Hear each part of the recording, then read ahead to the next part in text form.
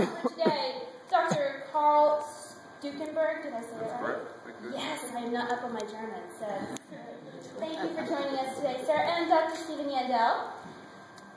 Thank you for joining us. Did I do that one right? You're absolutely right. Okay, good. So, gentlemen, first off, I'd love to get your take on what you just saw. Is there anything you're dying to tell the world about what you just saw?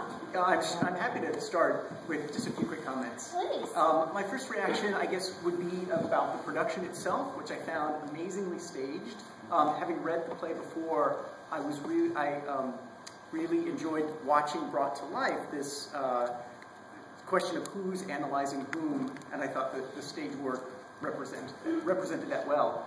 I'm also struck by just how clever this play is. I think we all know this is an imagined conversation. We don't think Lewis and Freud did not meet.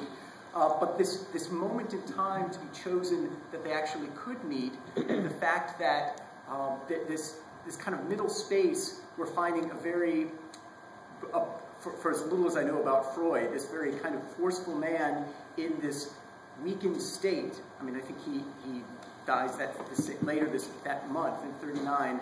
And Lewis, who really hadn't come into his own as champion of Christianity. So this is 39. It's the next year or so he'll begin his radio talks on the BBC, and then he'll publish the Screwtape Letters.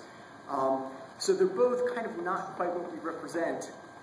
And then I guess a final kind of introductory comment I would make is I'm struck by how much these two, and I think this play reveals, them not such clear spokespersons of these positions of Freud, for example, of liberalism and atheism, or Lewis. So we have Lewis, who is now championed by the right, not necessarily acknowledging Lewis as a lifetime smoker who knew pagan myths as well as he did Christianity, and yet he becomes kind of spokesperson for traditional Christianity. And then Freud, for as much as I appreciate his scientific rationalism, I would also say, some of his sexism and his heterosexism makes him a kind of complicated spokesperson for rationality as well. And I'll end on that note. What would you like to share? I really enjoyed this production. I thought it was just a marvelous bringing to life. Thank you very much. You are welcome. It was wonderful. Ladies and gentlemen, Bruce Crump.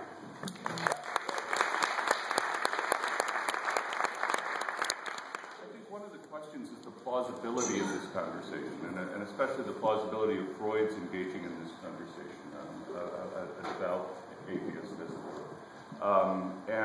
One of the ways that I think about this is that Freud spent his life investigating something that others questioned the existence of, something that's necessarily unknowable, the unconscious. And the other unknowable in life is God. And so there is an interesting balance between these two characters who are intrigued by something that can't be directly known. And yet Freud has worked very, very hard to find evidence for that in his interactions, in his ruminations about his own internal life, but also in his interactions with his patients.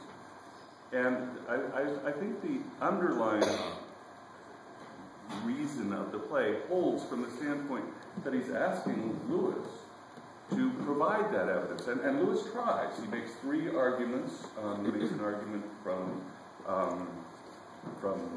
morality, and an argument from emotion, and finally an argument from reason, and empiricism. Jesus lived. We know that. That's a fact. He claims that to be the case.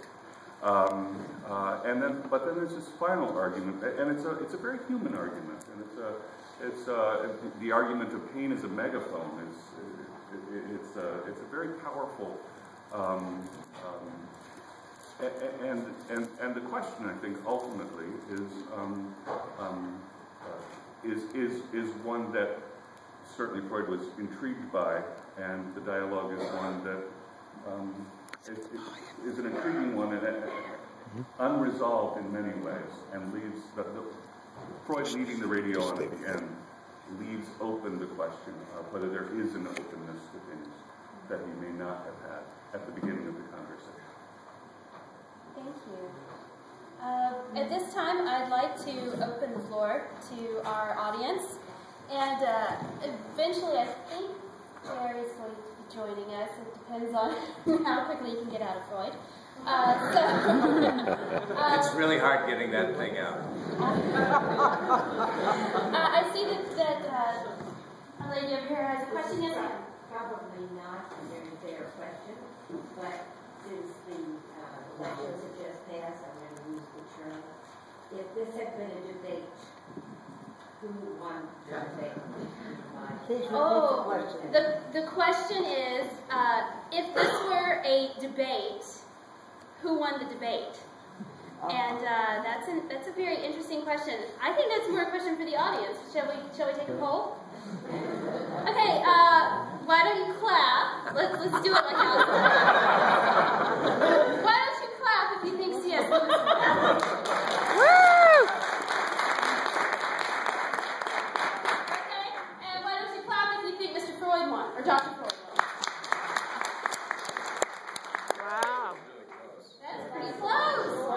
Or why don't you clap if you don't think either one of them won? I think it's kind of a draw. What do you think?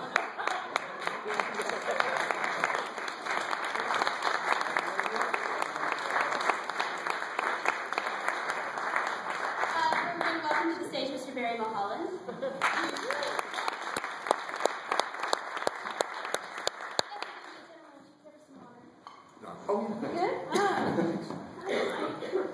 How much research did either of you have to do in preparation for these parts?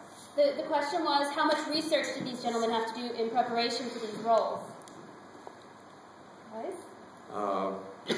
It's funny, Bruce and I did a play last year, in which we both played historical figures, much further removed from the present centuries ago. And we were talking about how, when you go research real historical figures, you get one historian or biographer who says this, and then you get another one who says exactly the opposite. One guy's a villain, one treats him as a villain, one treats him as a saint. Obviously, this is much closer.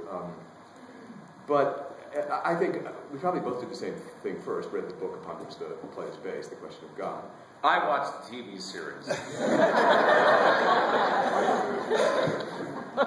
And I read several things of Freud. I think it's more interesting sometimes to read people talking about it than to read their own works, although I was interested in reading some of this stuff. But, I looked at a couple of old movies, but they weren't very helpful. Montgomery Clift, I think, played Sigmund Freud. But, I read a biography by Ann Wilson, which I found fascinating, but I will admit, that's what we did Thomas More and Wolsey in Man for All Seasons at Cincy Shakes. And yeah, I was reading a lot of things about Thomas More that I had to, in a sense, put out of my mind, because the way he was painted in the play is not the way he historically was. I think Wilson's biography, oftentimes it's a little bit, well, what can we dig up about Mrs. Moore? And he says that you'd have to make somebody would have to make a pretty hard case to say that they weren't lovers. So there were little things like that that crept up throughout that I thought, well, maybe I need to read another biography. But I do this daily drive back and forth from Yellow Springs, Ohio, where I live, and been listening to Merely Christianity and the Abolition of Man.